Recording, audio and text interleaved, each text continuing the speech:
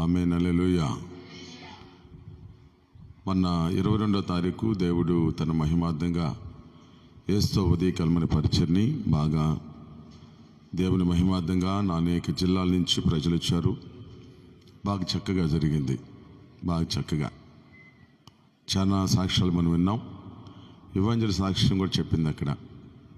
సాక్ష్యం చెప్పినప్పుడు అందరు నాకు చాలా స్పందించారని, ఎందుకొరకంటే వాళ్ళందరూ కూడా ప్రార్థన చేశారు. వాళ్ళ వంతు వాళ్ళు అందించారు. యేసు ఉదయకాలం పరిచర్య ప్రవచనం ద్వారా తెలియపరిచిన మాట అది. వేరే దైవ సేవకులు పాపకి రాబోయే సందర్భం మనకు తెలియదు, కానీ దేవుడు ముందుగా తెలుసుకొని ప్రార్థన చేసి ఒక గుంపును తయారు చేసి ప్రార్థన చేసే సంఘాన్ని ఒకరు సిద్ధపరిచి ఇదంతా ప్లాన్ చేసి అప్పుడు శోధనలు చేశాడంట. దాన్ని బట్టి పాప కొరకు ప్రార్థన చేశారు, కన్నీరు విడిచారు. వచ్చిన మీకు కూడా వందనాలు చెల్లిస్తున్నా. చక్కగా అన్ని విషయాలు దేవుడు సరిపించాడు. మొదటి సెక్షన్లో దేవుడు చక్కగా వాడుకున్నాడు. రెండో సెక్షన్లో కూడా కొన్ని విషయాలు తెలియపరిచి నేను ముగిస్తాను. నేను చెప్పగలిగింది ఏంటంటే, మనం చేసిన వాగ్దానం నుంచి కొన్ని విషయాలు చదువుతాం. వాగ్దానం చదవండి ఎవరన్నా.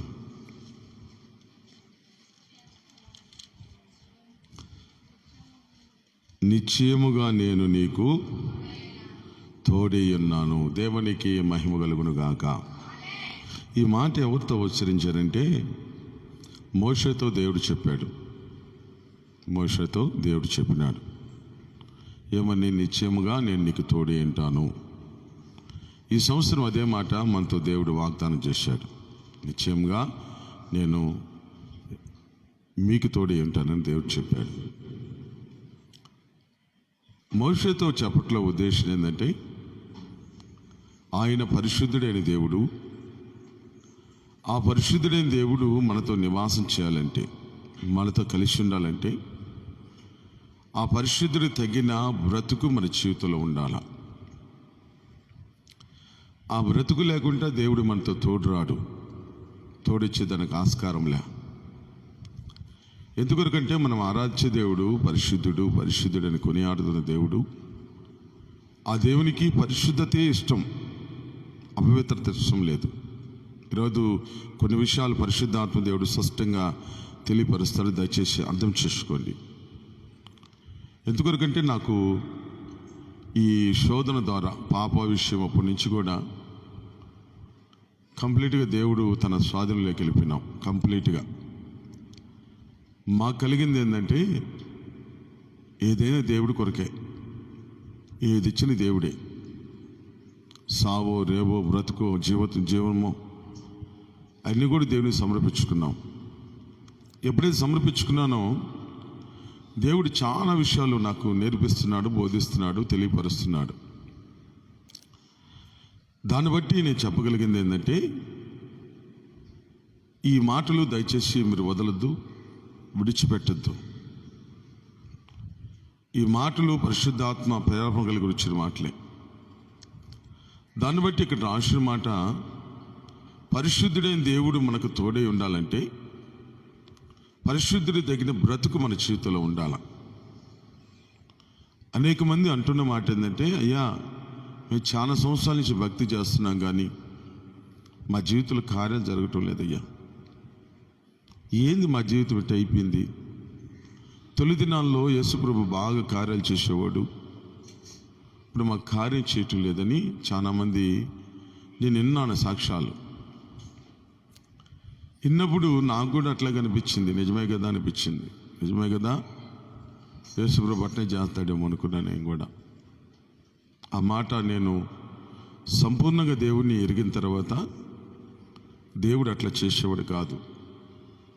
దేవుడు అట్లాగా వదిలేసే దేవుడు కాదు. కార్యాలు చేయటం మానేవాడు కాదు.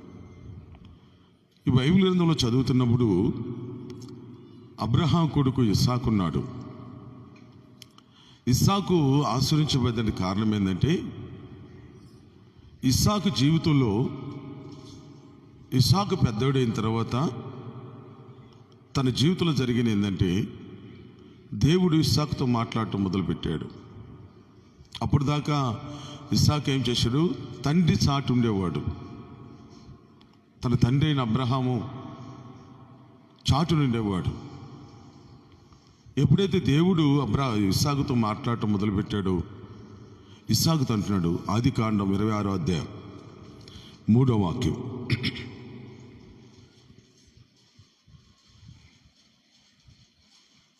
ఆదికాండం 26వ అధ్యాయం 3వ వాక్యం. ఈ దేశమందు పరమాశివయుండు, నేను నీకు తోడయుండి దేవునికి మహిమ కలుగునుగాక. అర్థమైందా మాట? అర్థం కాకపోతే చెప్తాను నేను. ఇక్కడ రాసిన మాట ఏంటంటే, ఈ దేశమందు నీవు పరమాశివయుండు అంటే భూ సంబంధమై ఉండొద్దు. దాంట్లో ఉన్న సారాంశం ఏంటంటే, భూ సంబంధమైన వ్యక్తిగా నువ్వు ఉండవాక. భూ సంబంధమైన వ్యక్తిగా ఉంటే భూమి నిన్ను ఆకర్షిస్తుంది. భూమి మీద ఉన్న సకలం శరీరాశ, నేత్రాశ, జీవు డంబాలు ఏలుతున్న సాతాను నిన్ను ఆకర్షించుకుంటాడు. దాన్ని బట్టి నీ మీద నీకు ఒక ఉద్దేశం ఉంది. నాకు ఆ ఉద్దేశాలు నెరవేర్చబడాలంటే నీవు పరమాశివయుండు. ఫిలిప్పీ పత్రికలో ఆ మాట క్లియర్గా రాస్తాడు. ఫిలిప్పీ పత్రిక 3వ అధ్యాయం 20వ వాక్యం. ఇది ఇట్టే పెట్టుకుంటాం, దాంట్లోకి వస్తాం. మన పౌరస్థితి పరలోకమందు ఉన్నది, అక్కడి నుండి ప్రభు అయిన యేసు క్రీస్తు మన రక్షకుడు నిమిత్తము కనిపెట్టుకున్నాం. దేవునికి మహిమ కలుగునుగాక. ఆమేన్, హల్లెలూయా. ఈ మాట ఇస్సాకుతో అన్నది. దాన్ని పౌలు చాలా స్పష్టంగా రాశాడు, చాలా క్లియర్గా. నువ్వు ఆశ్రయించబడాలంటే భూ సంబంధమైన కనబడకూడదు, భూ సంబంధమైన అలంకరణ కనబడకూడదు, భూ సంబంధమైన మాటలు కనబడకూడదు, భూ సంబంధమైన ఆలోచనలు నీ జీవితంలో ఉండకూడదు. భూ సంబంధమైన విన్నప్పుడు నువ్వు ఆశ్రయించబడవు. ఎలా ఉంటావంటే, చర్చికి వచ్చినప్పుడు దేవుని బిడ్డలాగానే ఉంటావు, దేవుని బిడ్డలాగానే ఆరాధన చేస్తావు, దేవుని బిడ్డలాగానే అభిషేకం పొందుతావు, దేవుని బిడ్డలాగానే మాట్లాడతావు. బయటికి వెళ్ళావు అనుకో, లేదా ఒక మ్యారేజ్కి వెళ్ళావు, అక్కడ ఏం మారిపోద్ది? మార్పు వచ్చేస్తుంది, తేడా వచ్చేస్తుంది. ఎందుకొరకంటే నువ్వు భూ సంబంధివి కదా, భూమి నిన్ను ఆకర్షిస్తుంది కదా. నువ్వు అట్లా ఉండొద్దు అంటున్నాడు దేవుడు. ఏమ్మా ఏంది పరిస్థితి అంటే, మా బంధువులు కదయ్యా, వాళ్ళ మధ్యలోకి వెళ్తున్నా, వాళ్ళు మమ్మల్ని తక్కువ చూపు చూస్తారు. అందుకోసం ఏంటంటే మేము దాని దగ్గర అలంకరణ చేసుకున్నాం. అప్పుడు మన వ్యత్యాసం వాడి కనబడుతుంది, మన దేవుడిని అడమహింపరుస్తున్నాం. ప్రభు అంటున్నాడు, ప్రభుని యేసుక్రీస్తు అంటున్నాడు, ఆయన పరలోకంలో మన కొరకు రక్షకుడు, మన కొరకు ప్రాణం పెట్టి రక్తం కార్చిన యేసయ్య మన కొరకు తిరిగి రాబోతున్నాడు. తిరిగి రాబోతున్నాడంటే నువ్వు భూ సంబంధంగా ఉంటేటా? దాన్ని బట్టి ఇస్సాకుతో అంటున్న మాట ఏంటంటే, ఆ ఇస్సాకు, నీ తండ్రిని దీవించాను నేను, నిన్ను కూడా దీవించాలని ఉద్దేశం కలిగి ఉన్నాను. దాన్ని బట్టి నువ్వు భూ సంబంధం ఉంటుందో పర సంబంధంగా ఉండు. ఎప్పుడైతే నువ్వు పర సంబంధంగా ఉంటావో నేను నీ దీవించి వదిలి చేస్తానని దేవుడికి ఉన్న ఆశ. ఈ ఉదయకాల సమయంలో ప్రభు పేరాపన పట్టి పరిశుద్ధాత్మ దేవుడు అంటున్న మాట ఏంటంటే, ఈ సంవత్సరం మనం ఆచరించబడాలా, ఈ సంవత్సరం దీవించబడాలా. త్వరలో మనకు దేవుడు ఒక వ్యానిని ఇవ్వబోతున్నాడు పరిచయ కొరకు. ఏమీ లేదు, అసలు రోపు కర్పణ లేదు. ఈ మాట మళ్ళీ మీరు డైరీలో రాసుకోండి, ఒకరోజు కనులార చూస్తాం దాన్ని. ఎత్తుకొరకనే పరిచయకు అవసరం. మొన్న ఆ వైఎస్ నగర్ ఆ ప్రాంతానికి వెళ్ళేటప్పుడు చాలా ఇబ్బంది పడ్డాం. బాడుగాటం మాట్లాడుకొని తీసుకొని వెళ్ళి వచ్చే లోపల చాలా ఇబ్బంది పడ్డాం. అందరిని తీసుకోలేని పరిస్థితి. నిజంగా ప్రభువుని అడిగాను, ప్రభు నాకు కావాలని. ఎందుకంత ధైర్యంగా ఈ మాటలు చెబుతున్నానంటే, మన పరిచయంలో ఉన్న ప్రతి కుటుంబం కూడా ఆశ్రయించబడాలా. ఆశ్రయించబడాలంటే నీ కొరకు ప్రాణం పెట్టి రక్తం కాచినే ఆ దేవుడు పరిశుద్ధుడు. ఆ పరిశుద్ధమైన స్థలమును విడిచి లోకానికి వచ్చి ఆ పరిశుద్ధమైన రక్తం ద్వారా నువ్వు విమోచించబడ్డావు. ఆ పరిశుద్ధమైన రక్తం ద్వారా నేను కొనబడ్డావు. నీ స్థితి బాగలేదు. ఈరోజు సమాజం చూస్తుంటే ఏమి లేవు, నన్ను ప్రేమించరు. కట్టికి పేదోడు అయినాడు అనుకో, కట్టికి దరిద్రుడు అనుకో, వాడిని గౌరవించరు. కొంచెం స్టేజ్ బాగుండింది అనుకో, రన్నా కుర్చీలో కూర్చోంటారు. కనీసం వాళ్ళకి మర్యాద కూడా ఇరు, వాళ్ళ బంధువులైన కావచ్చు. పేదరికం లేదా ఏదో రోగంతో ఉండేరు అనుకో, కనీసం వాళ్ళ ఇంటికి కూడా వారు, ఆ రోగం మాకు అంటుకుంటుందని. యేసయ్య అటు చేయలా. యేసయ్య మన రోగంతో ఉన్నప్పుడు మన రోగాల కొరకు వచ్చాడు. మన పేదవారం అయినప్పుడు మన పేదరికం కొరకు ఆయన వచ్చాడు. ఎప్పుడైనా నువ్వు ఆలోచన చేసావు ఆయన ప్రేమని? ఎప్పుడైనా నా దేవుడు నేను దీన స్థితిలో ఉన్నప్పుడు, పేద స్థితిలో ఉన్నప్పుడు, నేను దరిద్రతను ఎవరు నన్ను ఆదరించినప్పుడు నన్ను ఆదరించాడు నా యేసయ్యని ఎప్పుడైనా ఆలోచన చేశామా? ఆలోచన చేయాలి దేవుని బిడ్డ. ఆయన పరిశుద్ధమైన స్థలంలో నుంచి మహా తేజస్సులో నిరంతరము పరిశుద్ధుడు పరిశుద్ధుడిని కొనియాడుతున్న మహారాజు అయిన యేసయ్య, నిత్యము పరిశుద్ధుడిని కొనియాడుతున్న దేవుడు ఆయన, నిత్యము ఆరాధనకి యోగ్యుడైన దేవుడు ఆయన. ఆ దేవుడిని నేను రక్షించాలని, నువ్వు విమోచించబడాలని, నువ్వు పరలోకంలో చేర్చబడాలని, నువ్వు ఆశ్రయించబడాలని పరలోకం నుంచి లోకానికి దిగి వచ్చి శరీరం ధరించుకున్నాడు. నాలాంటి శరీరం, నీలాంటి నాటి శరీరం ధరించుకొని నీ కొరకు నా కొరకు నువ్వు పొందాల్సిన దెబ్బలు, నేను పొందాల్సిన దెబ్బలు ఆయన మన కొరకు, ఆయన ఒళ్ళంతా కూడా నాగల సారవలు తిన్నబడ్డ శరీరంగా మార్చబడ్డది. 39 కొరడ దెబ్బలు కొట్టబడ్డది. 3 చీళ్ళ మధ్య ఎలాడి తీయబడ్డాడు. మరణము సమాధి చేయబడ్డాడు. ఆ సమాధిలోంచి లేచిన దేవుడు అంటున్న మాట ఏంటంటే, నీవు పరవైశ్యవు ఇండు, భూ సంబంధంగా ఉండొద్దు. ఒకవేళ భూ సంబంధంగా నువ్వు ఉంటే ఏం జరుగుతుందో తెలుసా? మత్తయి సువార్త 12వ అధ్యాయం 43వ వాక్యం.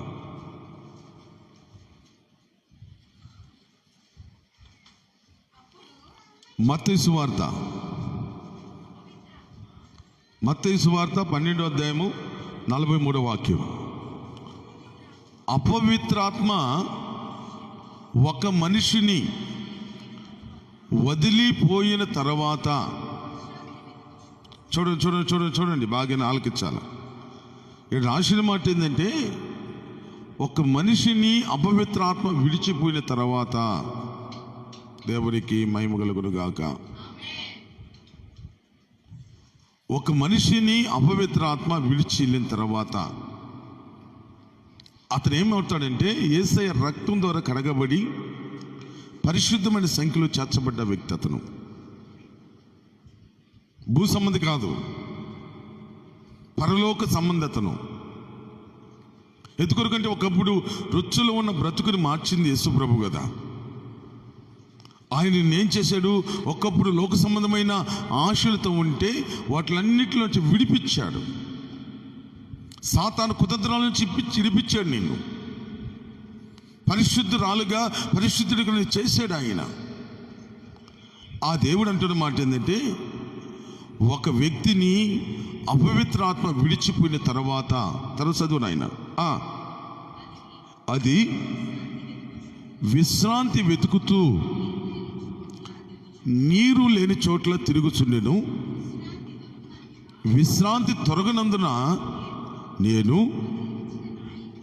నేను వదిలి వచ్చిన నా ఇంటికి తిరిగి వెళ్ళుదనని అనుకొని వచ్చి ఆ ఇంట ఎవరునూ లేక అది చూసి వెళ్ళి తనకంటే చెడ్డమైన 7 దురాత్మలు తీసుకొని వచ్చి వెంట పెట్టుకొని వచ్చి ఆడ కాపురమును. దేవునికి మహిమ కలుగును గాక. ఈ రాసిన మాట ఏంటంటే, నీ ఒకసారి భూ సంబంధమైన విషయాలు విడిచిపెట్టి, నేను ఈ రోజు నుంచి యేసుక్రీస్తు నామములో బాప్టిజం పొందాను, ఆయన రక్తం ద్వారా విమోచించబడ్డాను, నేను భూ సంబంధాన్ని కాదు పర సంబంధమైన తీర్మానం చేసుకున్న తర్వాత నీతో ఎవరు ఉండాలంటే దేవుడు ఉండాలి. అది నేను నీకు తోడే అంటున్న మాట ఏంటంటే దానికి అర్థం అది. నీకు తోడే ఉండాలంటే దేవుని సన్నిధి నీతో ఉండాలా, దేవునికి సంబంధించిన అయి ఉండాలా. దేవునికి సంబంధించిన నీళ్ళు ఉన్నప్పుడు దేవుడు నిరంతరం నీకు తోడే అంటాడు. అట్లా కాకుండా గుడికి వచ్చినప్పుడు మాత్రమే దేవుని ఆరాధించేస్తాను, బయటికి వెళ్ళిన తర్వాత నా బ్రతుకు నేను బతుకుతానంటే కుదరదు. ఒకరోజు పద్మక్క, గుర్తుందో లేదో నాకు తెలియదు, నేను షాపు కాడ ఉన్నప్పుడు వచ్చిన షాపు కాడికి వచ్చి నాతో అన్న మాట ఏంటంటే, నేను రైలు కింద పడేదానికి వెళ్ళిపోతా ఉన్నానన్నా, ఎందుకు ఆడ పోయేటప్పుడు గుర్తొచ్చావు, నీకు ఆడ ప్రార్థన చేసుకోవాలని నేను వచ్చానన్నది. గుర్తుందమ్మంట. ఎట్లా ఉండంటే బాగా బాధపడతా ఉంది, ఎక్కడ నాకు నెమ్మది లేదు. ఆ రోజు చెప్పినాక దానికోసం దేవుడు పిలవలే మనల్ని, ఒక ప్రణాళిక వేసుకుంటాడు దేవుడు అని చెప్పిన నేను. ఆ తర్వాత ఇంటికి వచ్చేసింది, బాధపడతా. అవన్నీ నువ్వు పట్టించుకోవద్దు, దేవుని కొరకు మనం బ్రతకాలన్నప్పుడు ఇంటికి వచ్చేసింది. నేను తర్వాత చాలా ఆలోచన చేసిన ఇదే పరిస్థితులు ఎంతమంది ఉన్నారు, ఎన్నో కుటుంబాలు ఉన్నాయి. సాతాను చేత అనేక మంది పీడియటం కారణం ఏంటంటే దేవుడు వాళ్ళకు తోడు లేకనే. దేవుడు తోడు లేనప్పుడు విరక్తి కలుగుతుంది జీవితం మీద. ఎందుకు నేను బ్రతికేది, ఎవరు నన్ను ఆదరిస్తున్నారు, ఇటు ఆర్థికంగా ఇబ్బంది పడుతున్నాం, ఇటు ఇంట్లో సిడిపడుతున్నాం, చనిపోతే బాగుంటుందని పేరాపురం కలిగించే సాతానే. దాన్ని బట్టి దేవుని బిడ్డ, నీతో దేవుడు తోడే ఉండాలా. లోక సంబంధమైన ఆశలు నీకు వద్దు. చర్చిలో ఉన్నప్పుడే అలాగ ఉండొద్దు. మన భూ సంబంధాలు కాదు, పర సంబంధాలమే. పరలోక దేవుడు మన కోసం ప్రాణం పెట్టి రక్తం కాచి నిన్ను అక్కడ ఉండాలని దేవుడు ఇష్టపడుతున్నాడు.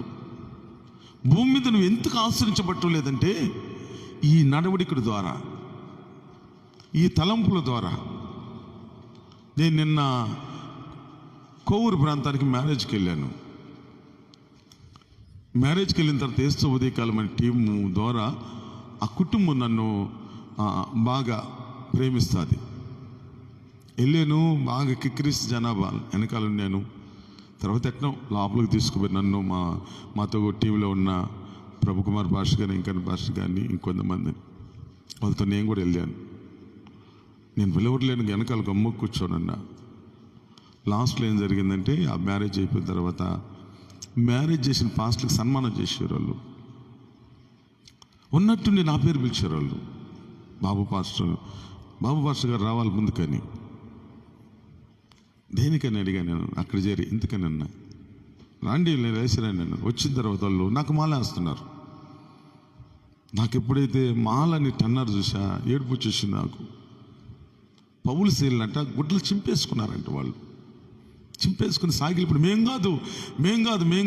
కాదు ఈ సన్మానానికి అర్హుడు ఆయనని ఏడ్చారంట వాళ్ళు. ఈరోజు ఈ స్థితికి కారణం ఎవరంటే యేసు ప్రభువే. ఈరోజు ఇంత గౌరవిస్తున్నారంటే దానికి కారణం యేసు ప్రభు.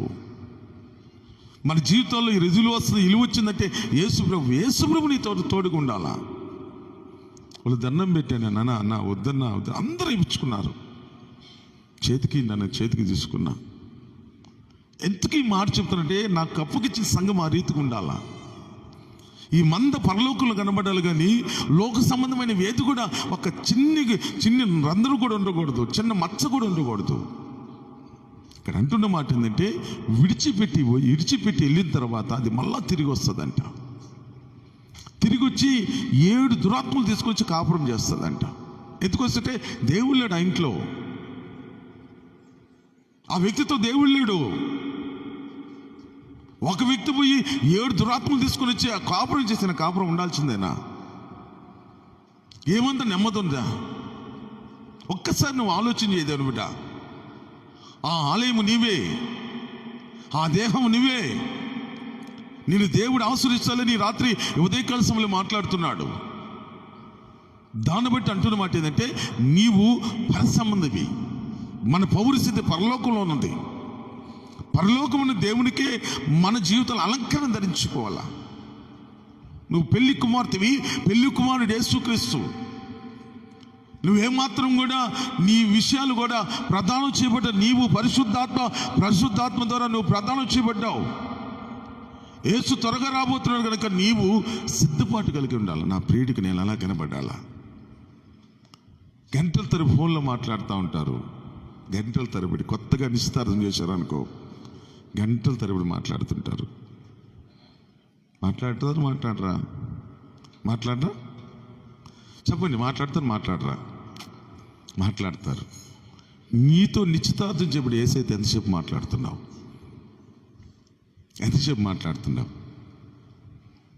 2 నిమిషాలు. మా జయ గారు చెప్తుంటా, నేను ప్రార్థన చేసుకున్నాను ఆయన అంటాడు. అన్నం తినేటప్పుడు, స్వామి అన్నం ఇచ్చినందుకు స్తోత్రం. అది ప్రార్థనే. ఆ ప్రార్థన కాదు మనకు కావాల్సింది.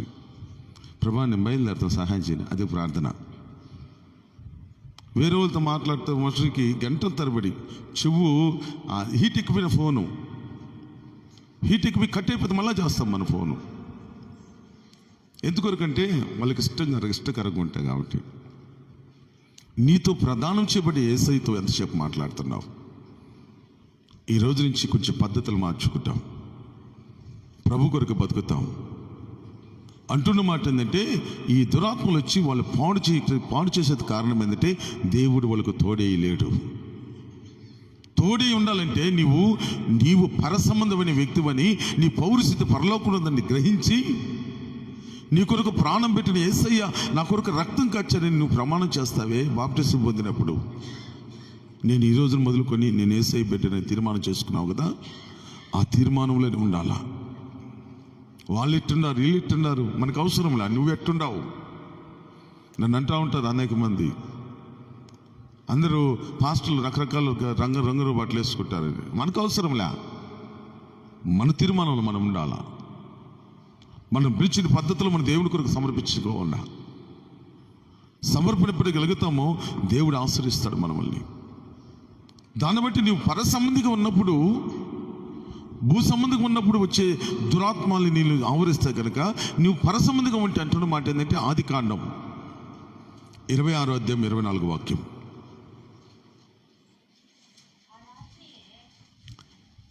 చూద్దాం. ఆ రాత్రి అందరు తీశారా? 26వ అధ్యాయము, ఆదికాండం 26వ అధ్యాయం.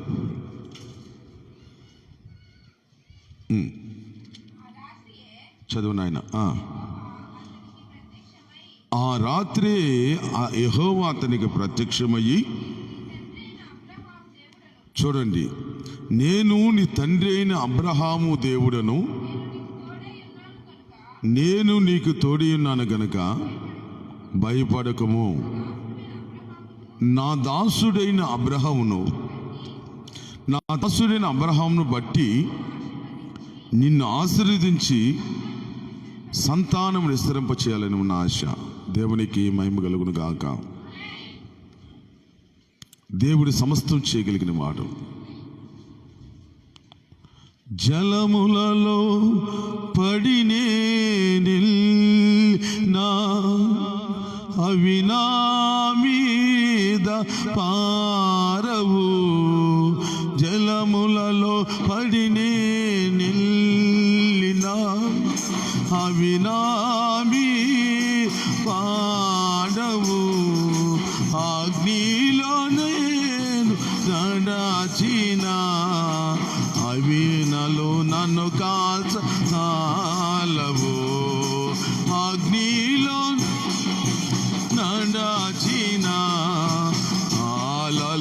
నన్ను కాల్చదా. ఓ హల్లెలూయా హల్లెలూయా హల్లెలూయా ఆమేన్ ఆమేన్ హల్లెలూయా. అందరూ కలిసి సభలు కొట్టి పాడుతూ హల్లెలూయా ఆమేన్. నేను వెళ్ళే మార్గము నా యేసుకే తెలియను. నేను వెళ్ళే మార్గము నా యేసుకే తెలియను. నేను పాడి పిమ్మట సువర్ణమై మారిదను. శోధింపబడి మీదట నేను సువర్ణమై మారిదను. హల్లెలూయా హల్లెలూయా హల్లెలూయా ఆమేన్ ఆమేన్ హల్లెలూయా హల్లెలూయా హల్లెలూయా ఆమేన్. దేవునికి మహిమ కలుగును గాక. ఎప్పుడైతే నువ్వు పరవాసిగా ఉంటావో, ఇస్సాకుతో అంటున్న మాట ఏంటంటే, ఆ రాత్రి దేవుడు ప్రత్యక్షమయ్యాడంట. ప్రత్యక్షమై అంటున్న మాట ఏంటంటే, నా దాసుడైన అబ్రహాం ఉన్నాడు కదా, అబ్రహాముకు తోడైన రీతిగా నీకు నీవు తోడైంటాను. భయపడవాక, నిన్ను నేను ఆశీర్వదిస్తాను, నీ సంతానముడు విస్తరింప చేస్తానని దేవుడు వాగ్దానం చేస్తూ ఉన్నాడు. ఈ వాగ్దానం మన జీవితంలో నెరవేర్చబడాలంటే నీవు పరసంబంధమైన వ్యక్తిగా ఉన్నప్పుడు, ఎప్పుడైతే నువ్వు పరసంబంధమైన వ్యక్తిగా ఉన్నప్పుడు దేవుడు నీతో ముచ్చరిస్తాడు, దేవుడు నిన్ను ఆశీర్వదిస్తాడు, దేవుడు నిన్ను దీవిస్తాడు. ఖచ్చితంగా దేవుని దీవుల్ని మన మీదకి రావాలంటే నీవు పరసంబంధిగా ఉండాలా. అబ్రహాము జీవితంలో నమ్మకమైన వాడికి అబ్రహాం కనబడ్డాడు. ఇస్సాకు జీవితంకి వచ్చే లోపల కలవరపడ్డాడు. ఇస్సాకు కలవరపడ్డాడు. ఏంది పరిస్థితులు, ఏంది నా స్థితిగతులు, నేను లోకంలో ఉన్నాను కదా, దేవుడు నాకు తోడే ఉంటాడో లేదో, నేను దీవించబడతానో లేదో, నేను ఆశ్రయించబడతానో లేదో కలవరపడ్డాడు. ఎప్పుడైతే దేవుడు అబ్రహాం ఇస్సాకు ప్రత్యక్షమై అంటున్న మాట ఏంటంటే, ఇస్సాకు ప్రత్యక్షమై అన్నమాట, నేను అబ్రహాము తోడైన దేవుని గనక నీకు నేను తోడే ఉంటాను. ఆ దేవుడు ఈ రాత్రి ఈ ఉదయకాలం అంటున్న మాట, ఆ దేవుడు నీకు తోడే ఉండి నేను ఆశ్రయించడానికి సిద్ధంగా ఉన్నాడు. అయితే నువ్వు భయపడవాక, భయపడద్దు. భయపడిచేది ఎవరంటే దురాత్మ, భయం పెట్టే దురాత్మ. నేను ఎన్నించి మేము వెళ్ళిన తర్వాత, పాపం తీసుకొని వెళ్ళిన తర్వాత రాయవల్లూరికి, అప్పుడు దాకా నేను ఇక్కడ చాలా జాగ్రత్తగా ఉండేది. బ్లౌజులు వేసుకోవటం, మాస్కులు కట్టుకోవటం. ఆడికి వెళ్ళిన తర్వాత అసలు కంప్లీట్గా అదంతా ఎక్కువ కరోనా పరిస్థితి, ఆ వైరస్ ఎక్కువ. నేనేమి లెక్క చేయలేదు. చంపితే చంపి ప్రభువా, బ్రతికితే మేము బ్రతికెళ్తామని, బ్రతికితే నీ సేవ చేస్తాం, చంపిన అభ్యంతరం లేని తీర్మానం చేసుకున్నాం. ఆ భయం ఎట్టపోయిందో, ఆందోళనకరమైన పరిస్థితి ఎట్టపడిపోయిందో, అవన్నీ కూడా దేవుడు తీసేశాడు. ఒక వ్యక్తి భయపడినంత కాలము సాతాను తరుముతూనే ఉంటాడు. కుక్క మన దాముని వెళ్తున్నాము, తరుమునంతకాలం తరుముతూనే ఉంటాడు, వాడు తరుముతూనే ఉంటాడు. ఎప్పుడైతే నిలబడి గద్దిస్తామో అది అక్కడికి ఆగిపోద్ది. అదే రీతిగా నీ జీవితంలో ఏమవుద్ది, వాళ్ళకిట్టయింది, వీళ్ళకిట్టయింది, నాకేమవుద్ది నీవు అనుకోవద్దు. ఈ ఉదయకాల సమయం అంటున్నాడు దేవుడికి నువ్వు తోడే, దేవుడు సన్నిధి నీకు తోడే నెల్లా, దేవుడి పక్షాన, దేవుడి నీ పక్షాన నువ్వు వెళ్ళనా, నువ్వు అధైర్యపడాల్సిన అవసరం లేదు. దేవుడు నేను దీవించేదానికి సంసిద్ధుడే అన్నాడు. నీ సంతమును విస్తరింపచేసానికి సంసిద్ధుడే అన్నాడు. దాన్ని బట్టి నీవు ఏం చేస్తావంటే దేవుని సన్నిధి కొడుకు, ప్రభువా నీవు నాతో రా అయ్యా, నీ కొరకు నేను జీవిస్తానని తీర్మానం చేసుకో. ఎప్పుడైతే నువ్వు తీర్మానం చేసుకుంటావో దేవుడు నీ పక్షాన్ని కార్యం చేయగలిగిన వాడు, దేవుడు నీ పక్షాన్ని అద్భుతమైన మెలి చేయగలిగిన వాడు. దాన్ని బట్టి అంటున్న మాట ఏంటంటే, నేను అబ్రహాము తోడైన దేవుని కనుక, ఇస్సాకు తోడైన దేవుని కనుక నేను నీకు తోడే ఉంటానని మాట రూఢీపరచగలిగిన వాడు. దేవునికి మహిమ కలుగును గాక. ఆమేన్, హల్లెలూయా. ఆశ్చర్యపడాల్సిన అవసరం లేదు. మనం ఆరాధించే దేవుడు సజీవుడు, మనం ఆరాధించే దేవుడు సామర్థ్యం కలిగిన వాడు. మనం ఆరాధన చేస్తున్న దేవుడు ఆయన కనులని చూడలేని వాడు కాదు, నోరుండి మాట్లాడలేని వాడు కాదు. ఆయన కనులార చూడగలిగిన వాడు, నీతో కలిసి అడవగలిగిన వాడు. అయితే నీవు పరభాషగా ఉండాలా. పరభాషగా ఉన్నప్పుడు నీ పక్షాన దేవుడు కార్యం చేయగలిగిన వాడు. అధైర్యపడాల్సిన అవసరం లేదు. దేవుని బిడ్డ ఈ రాత్రికాల సమయంలో అంటున్నాడు, ఇస్సాకు భయపడవకు, నువ్వు నేను నీకు తోడైంది, నిన్ను ఆశ్రయిస్తాను, నీ సంతాన్ని విస్తరింప చేస్తాను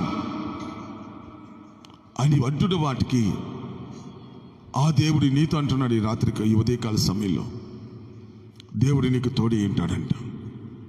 అందుకోసం రోమాపత్రికలు అంటాడు ఒక మాట, 15వ అధ్యాయంలో, రోమాపత్రిక 15వ అధ్యాయంలో ఒక మాట అంటాడు. 33 వాక్యం చదువుతాం, కొంచెం స్పీడ్గా చదువుతాం, క్లోజింగ్కి వచ్చేసాను నేను. సమాధానకర్త అయిన దేవుడు మీకందరికి తోడైనను గాక. దేవునికి మహిమ కలుగును గాక. ఆమేన్, హల్లెలూయా. సమాధానకర్త అయిన దేవుడు మనకు తోడై ఉంటాడని వాగ్దానం చేస్తున్నాడు. అయితే నీవు పర సంబంధమైన వ్యక్తిగా ఉండాలా. భూ సంబంధమైన కార్యాలు నీ చేతుల్లో కనబడకూడదు. పెళ్ళికి పోయినప్పుడు ఒకలాగా, బయట ఫంక్షన్కి పోయినప్పుడు ఒకలాగా, బజారుకి పోయినప్పుడు ఒకలాగా, ఇంటికాడ ఉన్నప్పుడు ఒకలాగా, దేవుని మందిరకు వచ్చేప్పుడు ఒకలాగా.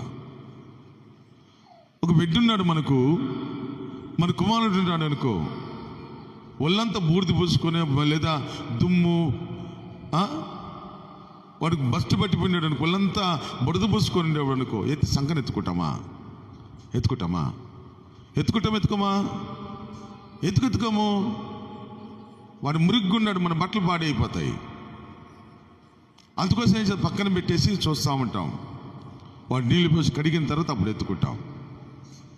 దేవుడు మన జీవితంలో కూడా లోకంలో అన్ని తగిలించుకొని, నువ్వు లోకంలో అన్ని నువ్వు అలంకరించుకొని లోకాచారాలన్నీ పాటించిన తర్వాత నీతో దేవుడు ఎటు తోడంటాడు. దాన్ని బట్టి నీవు గుర్తించాల్సింది, నేను పర సంబంధమైన వ్యక్తిని. అందుకొరకు సమాధానకర్తనే దేవుడు సదాకాలం మనకు తోడే ఉంటాడంట. 16వ అధ్యాయం కూడా అదే మాట చూద్దాం. 16వ అధ్యాయం 20వ వాక్యం. 16వ అధ్యాయం 20వ వాక్యం, అదే అధ్యాయం. సమాధానకర్త యొక్క దేవుడు సాతానును మీ కాళ్ళ కింద శీఘ్రంగా చితక తొక్కించును. మన ప్రభు అయిన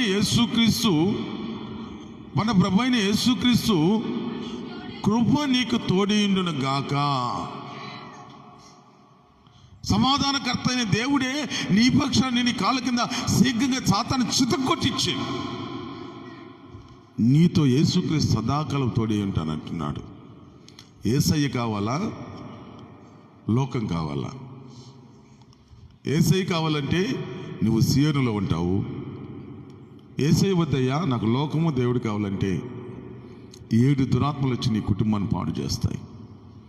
నిన్ను బట్టి నీ కుటుంబం ఆశించబడాలా, నిన్ను బట్టి నీ కుటుంబం దీవించబడాలా, నిన్ను బట్టి నీ కుటుంబం అన్ని విధాలుగా ఆశీర్వాదకరంగా మార్చబడాలి. అందుకొరకే పరలోకు నుంచి లోకానికి దిగివచ్చిన మన ప్రభువైన యేసుక్రీస్తు శరీర మాంసాలు ధరించుకొని నీ కొరకే పశువులు జన్మించి దీనుడిగా జన్మించిన దేవుడే నీ పక్షాన ఉన్నాడు. ఆయన మరణాన్ని జయించిన వాడు నీ కొరకు పరిశుద్ధమైన రక్తం కాల్చి మళ్ళా తిరిగి రాబోతున్న దేవుడు అంటున్నమాట. నీవు పర సంబంధమైన వ్యక్తి గుండు, నేను వచ్చి నిన్ను తీసుకోబోతాను అంటున్నాడు. ప్రార్థన చేసుకుంటాం. ఒక్కసారి నువ్వు ఆలోచించి. ఇంకా చాలా విషయాలు మనం నేర్చుకోబోతున్నాం. ఈరోజు స్పష్టంగా మీకు అర్థమైందని నేను నమ్ముతున్నా. ఇస్సాకు తోడైన దేవుడు అంటున్న మాట ఏంటంటే, ఇస్సాకు నువ్వు భూ సంబంధివి కాదు, పర సంబంధివి. ఈ ఉదయకాలం సంఘంలో చేర్చబడ్డ నీవు, ఈ లైవ్ ప్రోగ్రామ్ చేస్తున్న నీవు పర సంబంధివి కాదు. పర సంబంధమైన వ్యక్తిగా దేవుడిని చేసి పర సంబంధమైన ఆశీర్వాదాలతో నేను నింపాలనుకొని భూ సంబంధిగా జీవించుదని చెప్తున్నాడు. విడిచిపెట్టు. ఎక్కడున్నా సరే నువ్వు విశ్వాసగా ఉండి అంతే. ఎప్పుడు మరణం వస్తుందో మనకు తెలియదు. ఎప్పుడు మనం కన్ను ముచ్చాల్సి వస్తుందో, ఎప్పుడు పరలోక నుంచి మహారాజు అయిన యేసయ్య మధ్యాహాసికి వస్తాడో నీకు తెలియదు. ఒక్కసారి నువ్వు ఆలోచించి, దేవుడు ఒక్కసారి నువ్వు ఆలోచించి,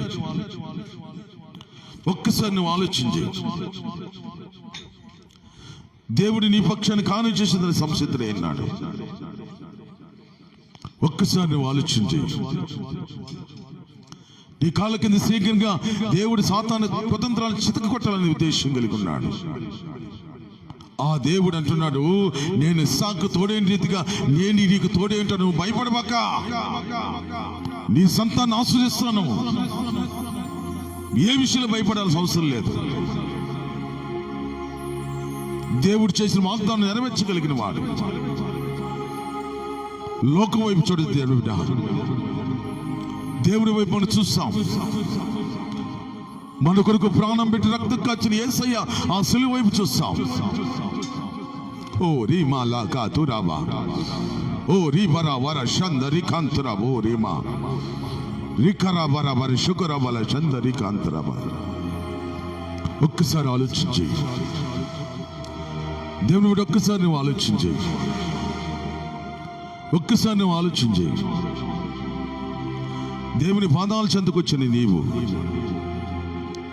ఒక్కసారి నువ్వు ఆలోచించి. దేవుడు ఒక్కసారి నువ్వు ఆలోచించి. పాపని మమును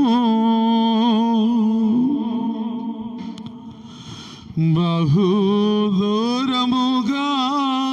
చేసి